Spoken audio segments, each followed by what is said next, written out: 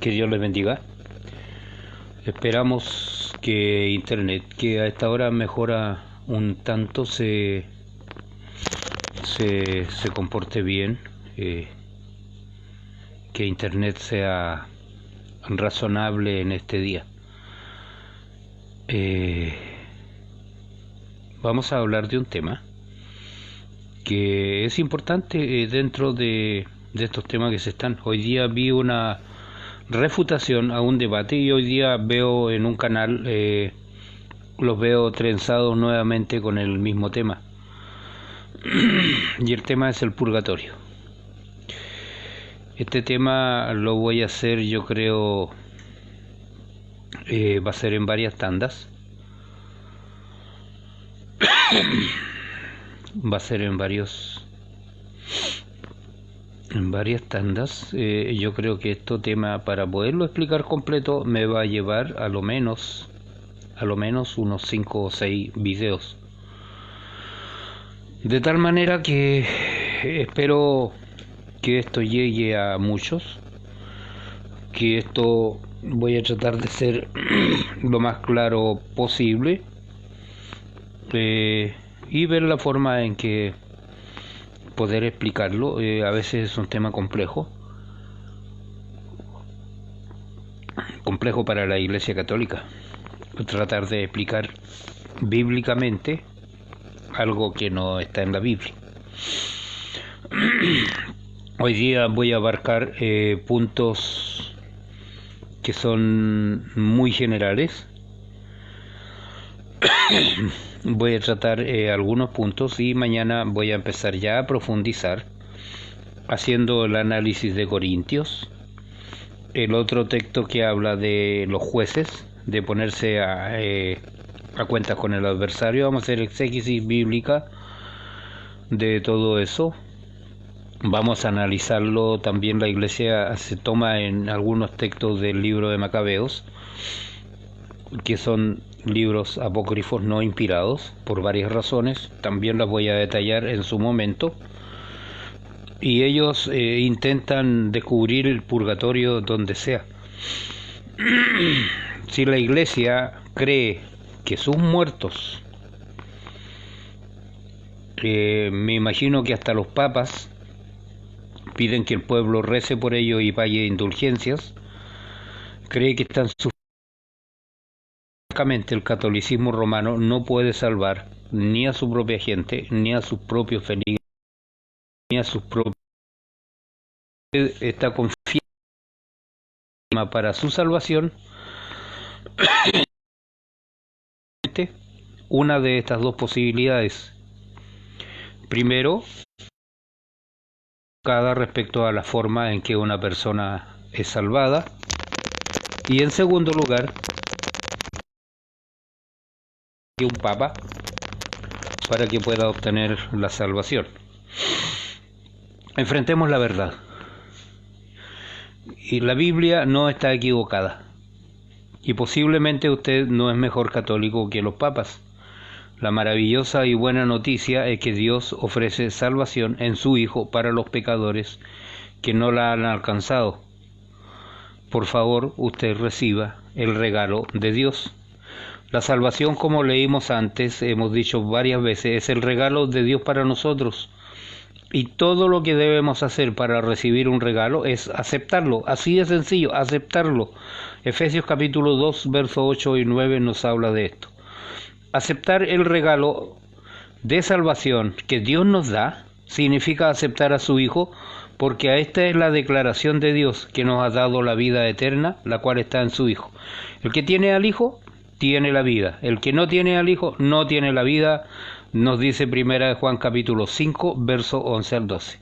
Aceptar a Cristo significa que usted dejará de creer que puede salvarse a usted mismo por medio del bautismo, como enseña la Iglesia Católica, siendo suficientemente bueno, o por medio de su sufrimiento en el purgatorio. Le invito, estimado amigo, a que usted ponga su fe en un fundamento más sólido, confíe en Cristo para su salvación, pídale que entre en su vida y que la limpie como Él desea.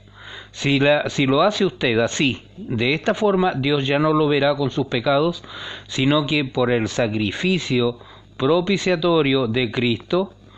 Juan, el apóstol amado, escribió: pero a todos los que los recibieron les concedió ser hijos de Dios, o les dio la potestad de ser llamados hijos de Dios. Entonces, estimados amigos, vamos a las definiciones. ¿Qué es el purgatorio? En la religión católica es un estado de purificación de las almas de los muertos, en el que purgan sus pecados antes de alcanzar la gloria. Las almas del purgatorio, la Iglesia no ha impuesto nunca creer en el purgatorio, esa es una definición.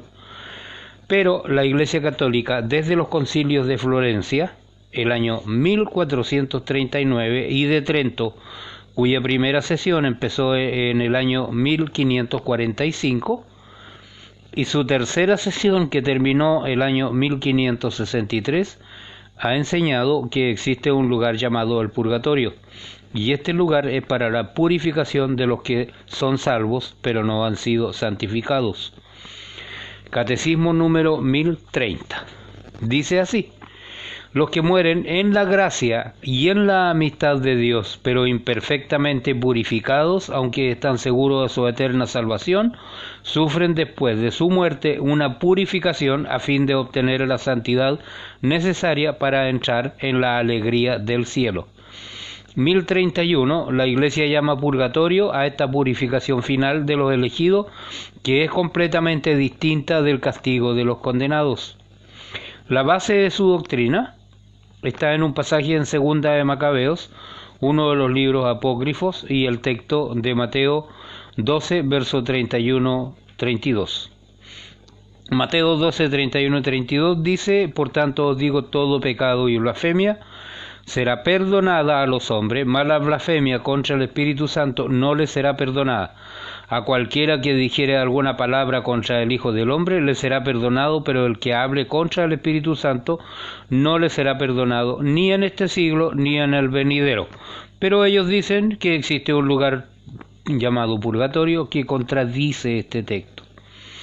El argumento que ellos dan es que cuando Jesús dice que la blasfemia santo no le será perdonada en este siglo ni en el venidero, Jesús está insinuando que algunos pecados sí serán perdonados en el mundo venidero. Pero los católicos, este hecho sugiere que existe el purgatorio. Entonces están estirando la interpretación de un texto para que diga lo que ellos quieren. Bendiciones, hermano Salvador. No obstante, Jesús no dijo nada acerca de otros pecados que serán perdonados después de la muerte. Simplemente está poniendo énfasis en el punto de que la blasfemia no será perdonada nunca en ningún lugar.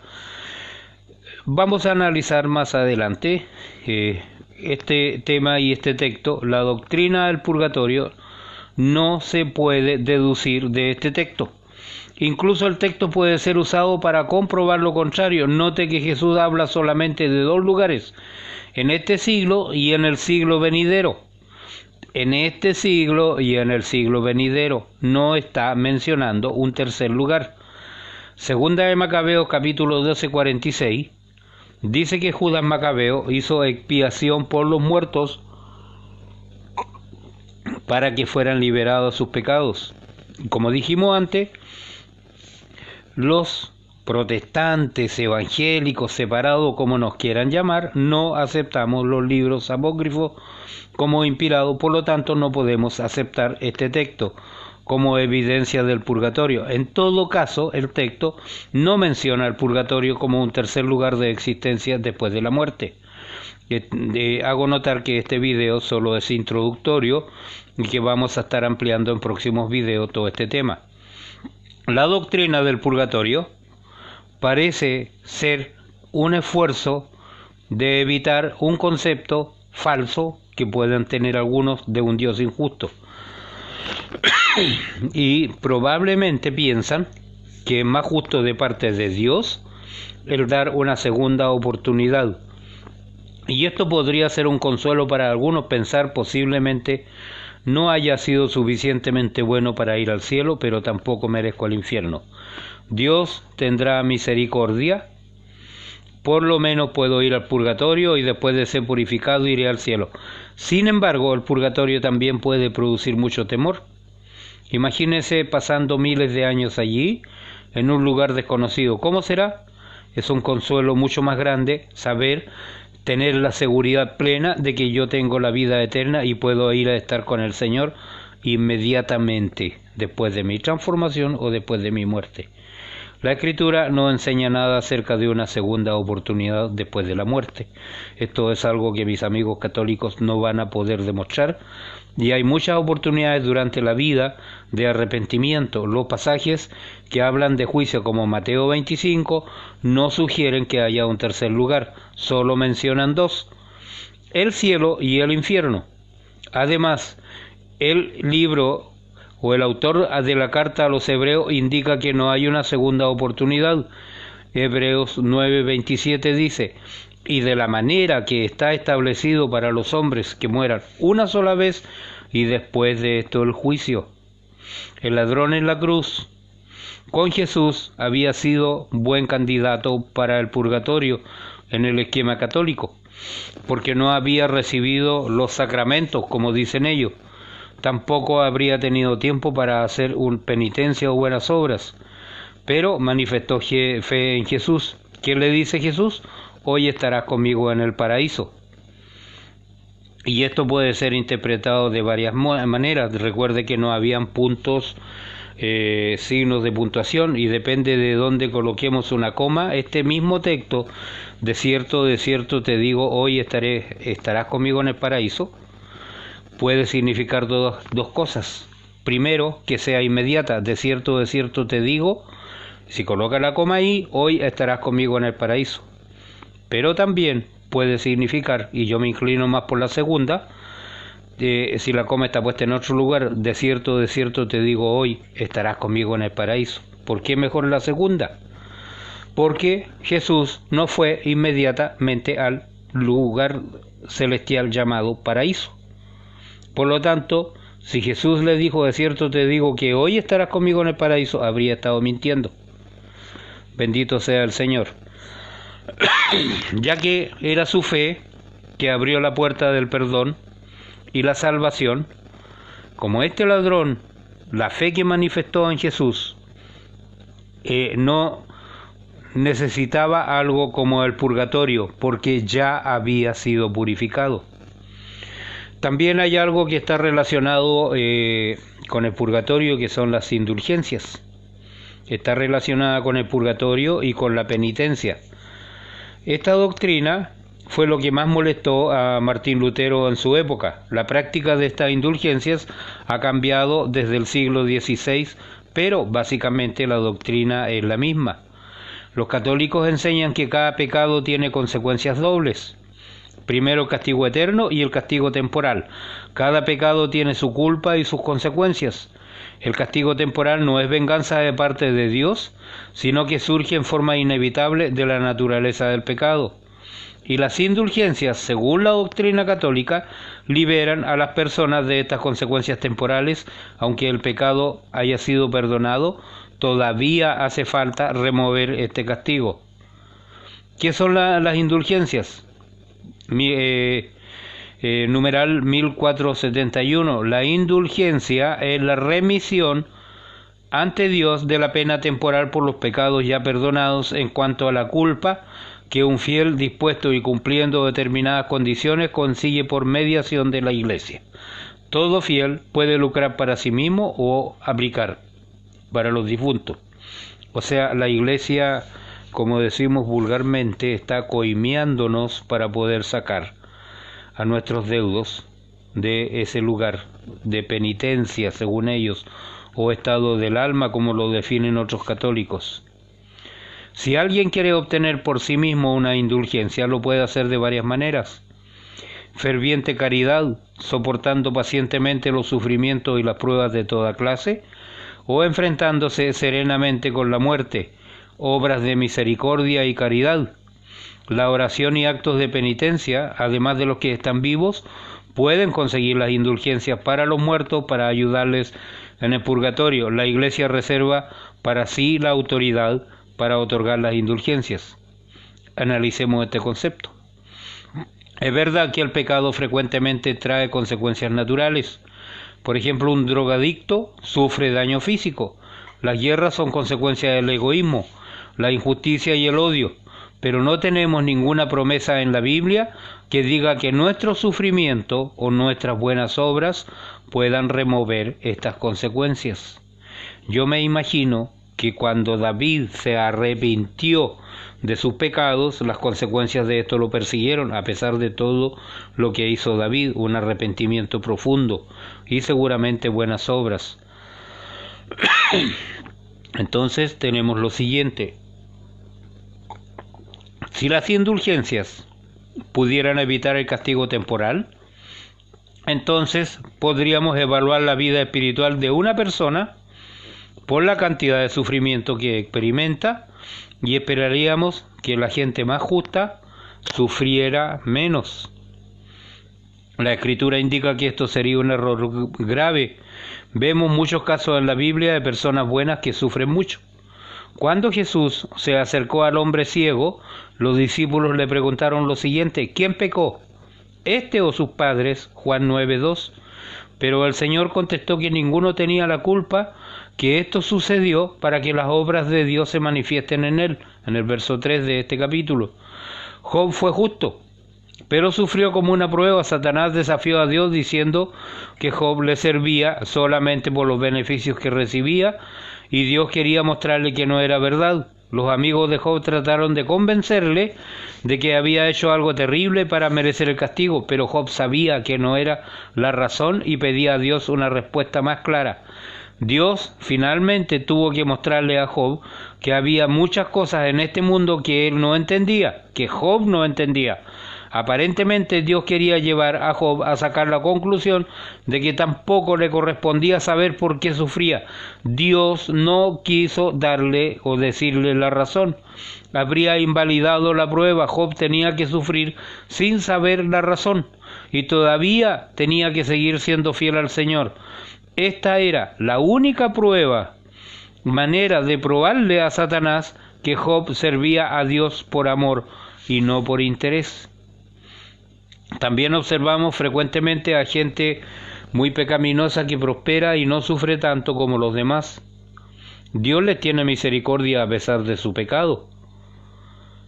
El Antiguo Testamento especialmente contiene muchos incidentes de pecado en Israel. Son llamados al arrepentimiento, pero siguen cayendo una y otra vez, y aún cuando llegan a los niveles más bajos de adulterio espiritual, el Señor ofrece recibirlos de nuevo. Por ejemplo, pensemos en la situación en Jerusalén durante el cautiverio babilónico. Hubo judíos que permanecieron en la ciudad después de su derrota. Deberían haber aprendido la lección. Por la historia de su país habrían tenido una serie de reyes malos, habían tenido ídolos en todos lugares y habían estado matándose entre sí mismos. Ellos habían sido tan corruptos como cualquier nación pagana. Al final, Dios los habría enviado al cautiverio, pero no aprendieron la lección. Aún con todo eso, cuando la mayoría fue llevada al cautiverio, los que habían quedado comenzaron a pelear y a matarse entre ellos.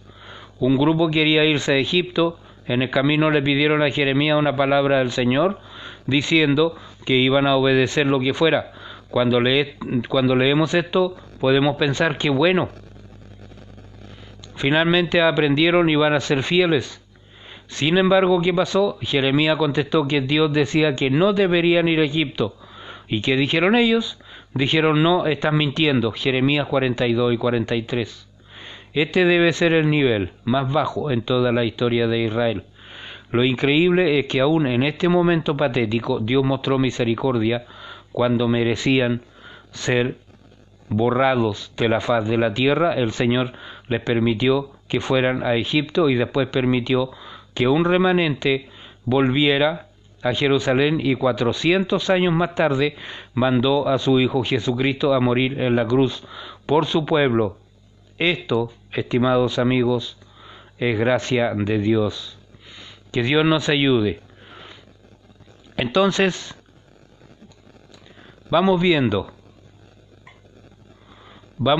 hermanos, para ir avanzando.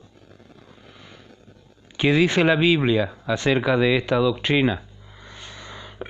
Les recuerdo que esto es solamente la introducción al tema. No estamos profundizando en cada uno de los puntos en que se basa la Iglesia Católica. Tampoco estoy haciéndolo escondido, pues le avisé a alguien, a algunos católicos, que yo iba a hacer este tema y lo publiqué. Así que espero, si alguno es capaz de refutar, que lo haga con la palabra de Dios. De acuerdo con la Enciclopedia Católica, el purgatorio es un lugar o condición temporal de castigo para aquellos que, dejando esta vida en la gracia de Dios, no se encuentran enteramente libres de pecados veniales o no han pagado totalmente a satisfacción sus transgresiones. Para resumir, en la teología católica, el purgatorio es un lugar donde va el alma cristiana después de la muerte para purificarse de sus pecados. Recurren a 1 Corintios 3:15 para esto, ya lo vamos a estar analizando en profundidad. Cuando hablan de la madera o hojarasca en comparación con el oro o las piedras preciosas. Vamos a ver estos temas más adelantito, así que paciencia, hermanos, vamos a ir tema por tema en profundidad. Entonces, los pecados que no han sido totalmente pagados, noten este concepto, durante la vida, son los que se van a purgar en el purgatorio. ¿Esta doctrina estará de acuerdo con la Biblia? Yo diría que no, por una razón muy sencilla.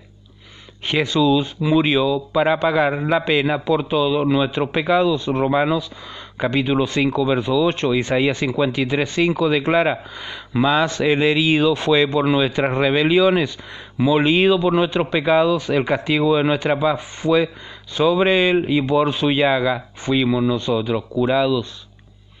Jesús sufrió por nuestros pecados para que pudiéramos ser librados del sufrimiento, es decir, que debemos de sufrir la paga por nuestros pecados, es decir, que el sufrimiento de Jesús fue insuficiente, es decir, que debemos expiar nuestros pecados mediante la purificación en el purgatorio, es negar la suficiencia del sacrificio expiatorio de Jesús. 1 Juan capítulo 2, verso 2. La idea de que debemos sufrir por nuestros pecados después de la muerte es contraria a todo lo que la Biblia dice acerca de la salvación. El primer pasaje de la Escritura que señala a los católicos como evidencia del purgatorio es 1 Corintios capítulo 3:15, que lo vamos a analizar más adelante. Y este pasaje dice: si la obra de alguno se quemare, él sufrirá pérdida, si bien él mismo será salvo, aunque así como por fuego. El pasaje 1 Corintios 3 del 12 al 15 es usado como una ilustración de cosas pasadas a través del fuego, como una descripción del juicio de las obras de los creyentes. Si nuestras obras son de buena calidad, dicen ellos, como oro y plata, piedras preciosas, ellas pasarán a través del fuego sin sufrir daño, y nosotros obtendremos la recompensa por ellas. Si nuestras obras son de baja calidad, madera, heno y hojarasca, ellas serán consumidas por el fuego y no habrá recompensa. ¿Qué me dice este pasaje a primera línea? Que las que están siendo sometidas a prueba, a juicio, son mis obras. Esas son las que son pasadas como por el fuego. No está hablando de creyentes. que los creyentes van a ser pasados a través del fuego, sino más bien que las obras de los creyentes serán pasadas por fuego. 1 Corintios 3:15 se refiere al creyente escapando a través de las llamas, no siendo purificado por las llamas como ellos dicen. El purgatorio, como muchos otros dogmas católicos, está basado en un malentendido de la naturaleza del sacrificio de Cristo. Los católicos ven la misa y la Eucaristía como una repetición del sacrificio de Cristo, porque no han podido comprender que el sacrificio de Jesucristo fue hecho una sola vez y para siempre, fue absoluto y perfectamente suficiente. Hebreos 7:27. Los católicos están viendo las obras meritorias como una contribución a la salvación, debido a que se equivocan al no reconocer que el pago del sacrificio de Cristo no tiene necesidad de contribuciones. No es dando dinerito que yo me puedo salvar o acortar el periodo en el purgatorio.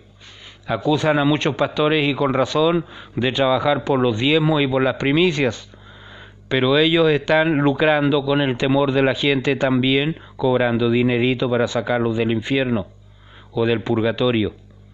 Eso, estimados amigos católicos, ¿cómo se llama también?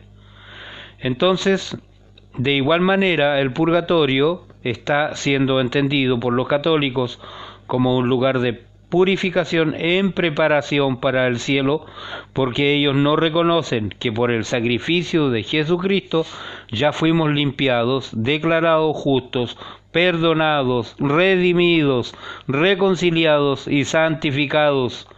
La idea misma del purgatorio y de las doctrinas que con frecuencia se vinculan, ¿no es cierto?, a él, por ejemplo, rezar por los muertos, la indulgencia, las obras meritorias a favor de los muertos, todas fallan en reconocer que la muerte de Jesús fue suficiente para pagar la pena por todos nuestros pecados. Jesús, quien era Dios encarnado, según nos dice Juan 1, verso 1 al 14, pagó un precio infinito por nuestros pecados. Jesús murió por nuestros pecados. 1 Corintios 15:3. Jesús es el sacrificio expiatorio por nuestros pecados. 1 Juan capítulo 2, verso 2. Ahora, si nosotros limitamos el sacrificio de Jesús a la expiación del pecado original o los pecados cometidos antes de la salvación, es un ataque a la persona y a la obra de Jesucristo. Esto es una blasfemia. Si debemos en algún sentido pagar por ello, expiar por ello o sufrir por nuestros pecados, eso indica que la muerte de Jesús no fue un sacrificio perfecto, completo o suficiente. Para los creyentes, después de la muerte significa estar ausentes del cuerpo y presentes del Señor en el Espíritu, como dice 2 Corintios 5, 6 y 8. Filipenses 1, 23. Nótese que esto no dice ausentes del cuerpo en el purgatorio con el fuego purificador, que es lo que dice, ausentes del cuerpo, presentes en el Señor. No, por el sacrificio perfecto y suficiente de Jesús, después de la muerte estaremos inmediatamente en la presencia del Señor, totalmente purificados, libres de pecado, glorificados, perfeccionados y finalmente santificados. Estimados amigos, estimados hermanos, como lo dije, la tierra está de juicio en estos días. Dije hace tiempo atrás que algo terrible venía hacia la tierra. ¿Por qué? Por el paganismo, por la contaminación de la palabra de Dios, por torcer la palabra de Dios, por gente que se han procurado mostrar a un Dios que no salva y que necesita de un purgatorio para que el hombre pueda ser salvo. La doctrina de la salvación es una doctrina que está presente en la Biblia. Basta con que yo me arrepienta de mis pecados y, consecuencia de esa salvación, haga obras dignas de arrepentimiento. ¿Por qué estamos en juicio? Porque la religión romana católica romana ha pervertido la palabra de Dios. Y esto ha traído que la humanidad caiga en idolatría. Y al caer en idolatría, algo que detesta el Señor, recibimos el juicio de Dios. Estimado amigo, vuélvase al Señor, vuélvase a Cristo ahora mismo, para que podamos todos juntos pedir para que el Señor sane nuestra tierra y nos dé tranquilidad y paz en el futuro. Que Dios les bendiga, nos vemos mañana aproximadamente a la misma hora.